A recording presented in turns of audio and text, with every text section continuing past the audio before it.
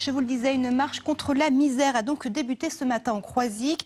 Distance à parcourir 469 km avant d'atteindre la capitale dans un peu moins d'un mois.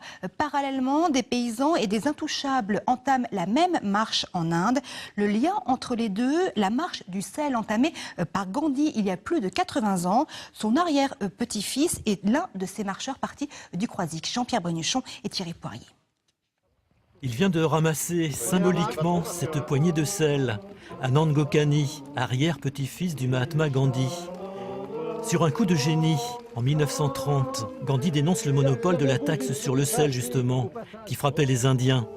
Elle mobilisera des millions d'entre eux.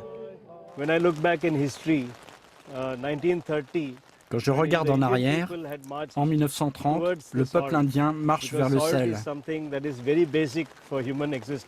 Le sel est fondamental pour l'existence humaine. En me joignant à ce mouvement commencé il y a 2 ans, je me sens fier. C'est un combat global qui dépasse l'Inde ou la France.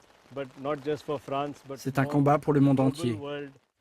Comme un clin d'œil, quand la misère gagne, ils sont ici sur les pas de Gandhi, solidaire des peuples. Cette marche vient en soutien à une autre, en Inde. Elle voudra attirer l'attention sur l'accaparement des ressources naturelles partout dans le monde par les investisseurs publics ou privés, donc la terre, l'eau, les semences, les forêts, et donc demander une régulation de un contrôle des populations locales sur les ressources naturelles.